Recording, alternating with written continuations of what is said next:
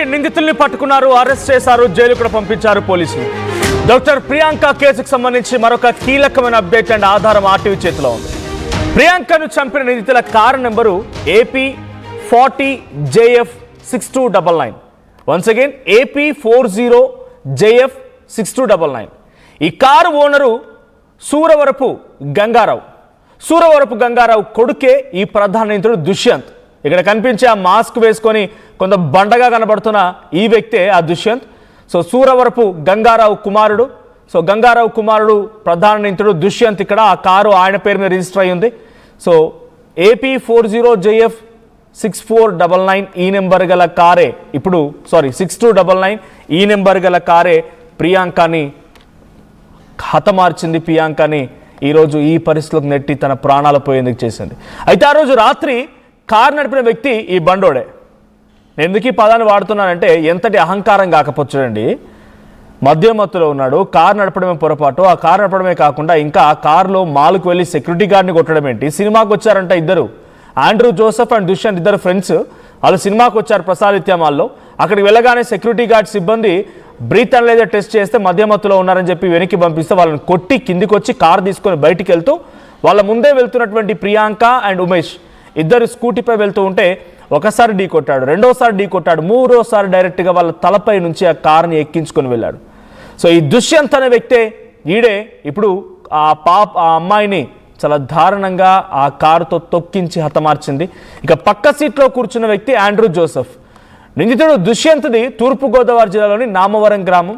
So Dushyant ఇంటి address 1-174 YSR street Namavaram. ఎందుకు చెప్పాల్సి వస్తుందనంటే రేపటి రోజున మళ్ళీ బెయిల్లో గీలో ఏదో బయట తీసుకొని వచ్చినాక కూడా ఇలాంటి అహంకారంతోనే, ఇలాంటి దుందుడుకు స్వభావంతో, ఇలాంటి మతిస్థిమితం లేకుండా మధ్యమత్తులో ఇంకెందరి ప్రాణాలు తీస్తాడో తెలియదు. సో అందుకే అడ్రస్తో సహా చెప్పాల్సి వస్తుంది. సో మళ్ళీ ఒకసారి రిపీట్ చేస్తున్నాను. ఇక్కడ ప్రధాన నిందితుడు ఆ అమ్మాయి మరణానికి కారణమైనటువంటి దుష్యంత్ ఇంటి అడ్రస్ 1-174 వైఎస్ఆర్ స్ట్రీట్ నామవరం. తప్పతాగి మనిషిని చంపిందే కాకుండా ఎమ్మెల్యే అండదండలతో తప్పించుకోవాలని చూశాడట ఈ నిందితుడు. పోలీసులపై ఒత్తిడి తెచ్చి కేసుని వీక్ చేసే ప్రయత్నం చేశాడు ఎమ్మెల్యే. అయితే ఘటన జరిగిన వెంటనే కార్ నెంబర్ ప్లేట్ తొలగించేశారు.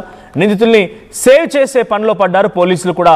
అటువంటి అనుమానాలే కలుగుతూ ఉన్నాయి. డైరెక్ట్గా లైవ్కి వెళ్ళిపోదాం. ప్రతినిధి ఏపీ ఇన్పుటర్ కృష్ణమోహన్ ఫస్ట్ నుంచి కూడా దీన్ని ఫాలోఅప్ చేస్తున్నారు. కృష్ణమోహన్ ఏంటి ఆ అడ్రస్తో సహా చెప్తున్నాం, మనం ఆయన డీటెయిల్స్ చెప్తూ ఉన్నాము, కార్ నెంబర్ చెప్తున్నాము, పోలీసులు ఏ రకంగా దీన్ని తప్పుదోరు పట్టించే ప్రయత్నం చేశారో చెప్పాము.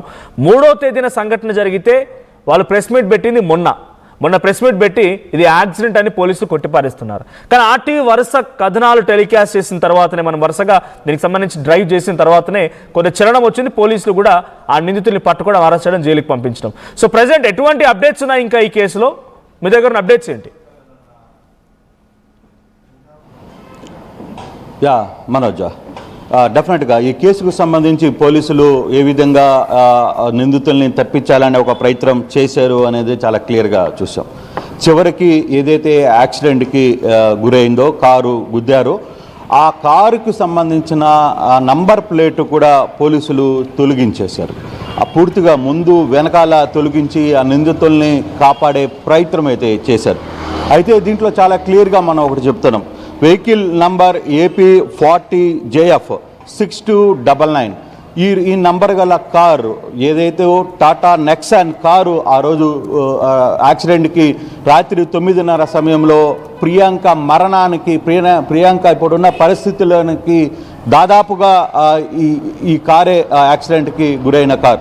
సో దీని అడ్రస్ కూడా, దీని మొత్తం డేటా మొత్తం కూడా, ఈ కారు ఎవరి పేరు మీద ఉంది ఏంటి మొత్తం కూడా ఆర్టీవీ సాధించిన పరిస్థితి అయితే ఉంది. దీంట్లో ప్రధానంగా గంగారావు, ఎవరైతే ఆ ఓనర్ ఎవరు ఉన్నారో గంగారావు సూరవరపు, ఈ గంగారావు సూరవరపు ఎవరంటే దుష్యంత్ వాళ్ళ తండ్రి. ఈయన పూర్తిగా కూడా ఆయన తండ్రి పేరు మీదనే ఈ కారు కూడా ఉంది. ఇది ఫోర్ ఫాదర్ వచ్చి ముసలయ్య సూరవరపు, అంటే ఈ గంగారావు వాళ్ళ తాత, ఆయన పేరు ముసలయ్య సూరవరపు. వీళ్ళు యాక్చువల్గా వీళ్ళకి పర్మనెంట్ అడ్రస్ వచ్చి నామవరంలో ఉంటారు. వీళ్ళు 1-174 YSR street Namavaram near Krishna temple, east Godavari, Andhra Pradesh. దీంట్లో పర్మనెంట్గా అడ్రస్ ఉంటారు. కానీ వీళ్ళు అడ్రస్ అయితే పర్మనెంట్ అడ్రస్, కానీ టెంపరీగా కొంతకాలంగా గడిచిన కొన్ని 2-3 సంవత్సరాలుగా రాజమండ్రిలోని ఒక ప్లేస్లో వాళ్ళు ఇక్కడ ఉండే ప్రయత్నం కూడా చేస్తున్నారు. కానీ వాళ్ళు పర్మనెంట్ అడ్రస్, వాళ్ళ ఆస్తులు అన్నీ కూడా నామవరంలోనే ఉంటారు. వాళ్ళ అడ్రస్, ఆధార్ కార్డు అంతా కూడా నామవరం పేరు మీదనే ఉన్న పరిస్థితి. అయితే దీనికి టాటా నెక్సాన్ ఈ కారుని వీళ్ళు తీసుకున్న నేపథ్యంలో కూడా దీనికి సంబంధించిన రిజిస్ట్రేషన్ డేట్ వచ్చి 2025 10వ నెల 20వ తారీఖున. అలాగే దీనికి ఆర్సీ ఎక్స్పైర్ కూడా 40 దాకా ఉంది, 2040 దాకా ఉంది. దీనికి సంబంధించి అన్ని కారుకు సంబంధించిన ఇష్యూస్ అయితే ఏం లేవు. దీంట్లో ఇన్సూరెన్స్ కంపెనీ కూడా ఇఫ్కో టోకియో జనరల్ ఇన్సూరెన్స్ నుంచి కూడా వీళ్ళు ఈ కారు మీద ఇన్సూరెన్స్ చేసిన పరిస్థితి ఉంది. తర్వాత బ్యాంకర్ వచ్చి బరోడా, బ్యాంక్ ఆఫ్ బరోడా రాంపేట నుంచి వాళ్ళ ఆ దగ్గర నుంచి ఈ కారు కొనడానికి కూడా కొంత ఇన్సూరెన్సు, కొంత ఫైనాన్సర్ తీసుకున్న కనపడుతున్న పరిస్థితి అయితే ఉంది. ఆల్మోస్ట్ వాళ్ళు 11,34,390 రూపాయలకు పెట్టి ఈ కారును కొన్న పరిస్థితి అయితే చాలా క్లియర్గా ఉంది. ఇది బ్యాంక్ ఆఫ్ బరోడా నుంచి కూడా ఈ కారుకి సంబంధించిన కొంత తీసుకునే ప్రయత్నం అయితే చేశారు. అయితే ఇప్పుడు ప్రధానంగా నిన్న ఏదైతే వరుసగా 3వ తారీఖు రాత్రి 9 గంటలకి ఈ విషయం జరిగిందో, నిన్న రాత్రి వరకు కూడా పోలీసులు నిందితుల్ని, జోసఫ్ని కావచ్చు, లేకపోతే ఈ డ్రైవ్ చేసిన దుష్వంతుని కావచ్చు, ఎందుకు కాపాడే ప్రయత్నం చేసుకుంటూ వచ్చారు. చివరకు కారుకి సంబంధించిన నంబర్ని కూడా తొలగించే ప్రయత్నం ఎందుకు చేశారు, దీని వెనకాల అసలు ఏం జరిగింది అనే అంశాలు సరికొత్త కోణాలు కొత్తగా వస్తున్న నేపథ్యం అయితే మనకి కనపడుతుంది. దాదాపుగా దీంట్లో చాలా మంది ఇన్వాల్వ్మెంట్ అయ్యారు. డైరెక్ట్ గా ఇంత డేరింగ్ గానే ఒక అమ్మాయిని అందరూ చూస్తున్నారు. చుట్టుపక్కల సెక్యూరిటీ సిబ్బంది ఉన్నారు, ఆ మాల్కి వచ్చిన వారు మిగతా వారు ఉన్నారు, ఇంకా రకరకాలుగా అప్పటికో ఇన్సిడెంట్ అయిన అక్కడ పైన సెక్యూరిటీ గార్డ్ కొట్టి కిందికి రావడం, సీసీటీవీ కెమెరాలు ఉన్నాయి. ఇంకా ఒక డే టైంలో ఎలా జరిగిందో ఆ రకంగానే పబ్లిక్ అంతా ఉన్నారు, క్రౌడ్ ఉన్నారు అక్కడ.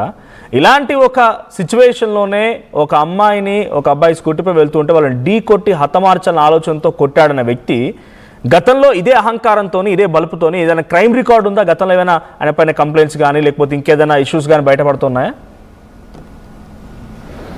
అంటే దానికి సంబంధించి కొంత క్రైమ్ యాక్టివిటీ అయితే లేదు, కానీ రిజిస్టర్గా, ఎందుకంటే అఫీషియల్ రిజిస్ట్రేషన్ అయితే లేదు.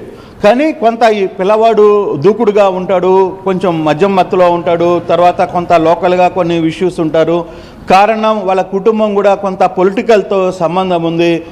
వాళ్ళ ఫాదర్ గతంలో ఒక సర్పంచ్గా చేశారు. వీళ్ళకి సంబంధించిన కొంతమంది బంధువులు డిప్యూటీ మేయర్గా రాజమండ్రికి 10 years బ్యాక్ కూడా కొంత నెట్వర్క్, కొంత పొలిటికల్ బ్యాక్గ్రౌండ్ పక్కాగా అయితే ఉంది. ఈ పొలిటికల్ బ్యాక్గ్రౌండ్ ఉన్న నేపథ్యంలోనే ఇతను ఇంజనీర్ చదివిన నేపథ్యం ఉన్నప్పటికీ కూడా, కానీ ఇతను వ్యవహార శైలి, ఇతను ఒక చదువుకున్న వ్యక్తి, మామూలైన వ్యక్తి అయితే సరే వాడేదో కొట్టాడు, వాడు భయపడిపోయి వెళ్ళిపోయాడు అనుకోవచ్చు. కాదు, ఈ అబ్బాయి ఇంజనీరింగ్ చదివిన వ్యక్తి, ఆల్రెడీ జిఐసిలకు సంబంధించిన ఒక వ్యక్తి, ఇంజనీరింగ్లో చదువుతున్న వ్యక్తి.